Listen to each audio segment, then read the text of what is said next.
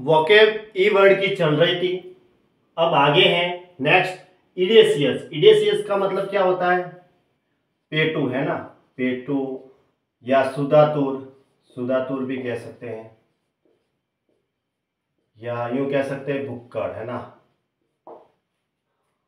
तो इसका सिनोनिम होता है एक तो ग्लूटोनस, या फिर कह सकते हैं रेवनस,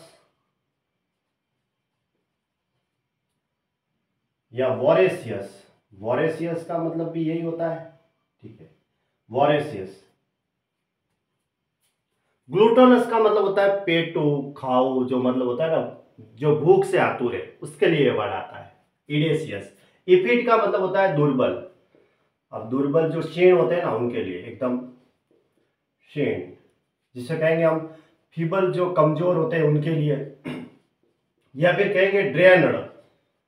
ई फ्रंटली का मतलब होता है निर्लजता, निर्लजता कह सकते हैं, डिठाई कह सकते हैं, या साहसी, हिंदी में कहते हैं इसे, अंग्रेजी में कहेंगे हम निर्लजता को, साहसी को तो कहेंगे ऑडेसिटी, या फिर कहेंगे र्यूडनेस। ये इसके सिनोनिम है भाई, जिसके अंदर निर्लजता होगी वही साहसी होगा। यूं इफ्यूलजेंट, इफ्यूलजेंट का मतलब होता है चमकदार, चमकदार जो कहता है ना उसके लिए वर्ड आता है, यानी कि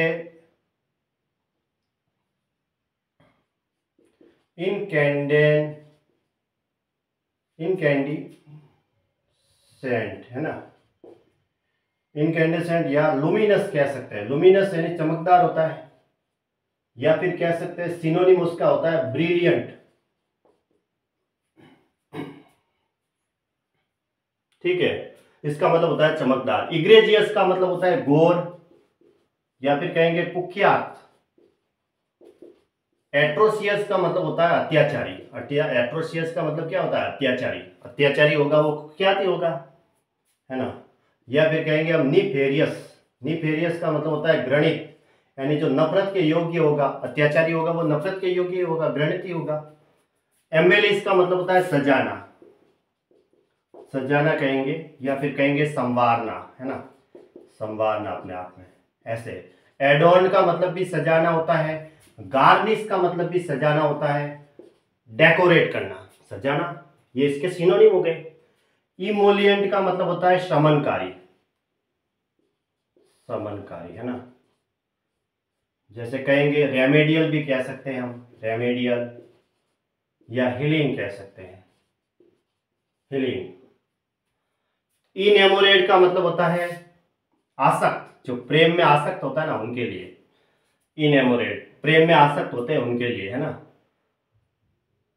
इनेमोरेट का मतलब हाँ एट्रैक्टेड कहेंगे, एट्रैक्टेड भी कह सकते हैं हम, या फिर कह सकते हैं ल्यूर्ड। ल्यूर्ड का मतलब भी अपने और आकर्षित करने के लिए आता है। इनकमियम का मतलब क्या होता है? गुणगान या तारीफ, है ना, गुणगान, या फिर कहेंगे प्रशंसा, प्रशंसा भी कह सकते हैं हम, तारीफ करना किसी की। एक्लेम, एक्लेम का मतलब प्रशंसा करना, तारीफ करना, जय जयकार करना किसी की, उसके लिए वर्ड आता है। कॉम्प्लीमेंट भी कह सकते हैं हम, कॉम्प्लीमेंट, कॉम्प्लीमेंट का मतलब प्रशंसा, या फिर कहते हैं यूलोजी, है ना, इसका मतलब भी तारीफ या प्रशंसा। एनसीयू का मतलब होता है पीछे घटित होना, पीछे घटित होना, है ना, घटित होना कह सकते हैं, या फिर कहेंगे परिणाम निकलना, परिणाम निकलना, परिणाम निकलना को तो रिजल्ट कहते हैं, है ना, रिजल्ट।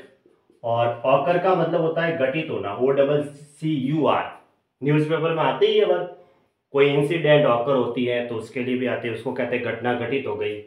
इनंसिएट का मतलब क्या होता है? सही उच्चारण करना, सही उच्चारण करना,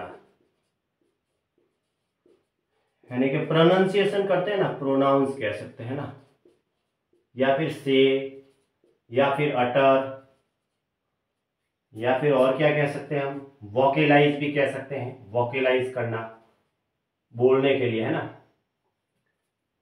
अटर। इंटेल का मतलब होता है आवश्यक होना, या फिर अनिवार्य, दो इसके मीनिंग, अनिवार्य भी कह सकते हैं।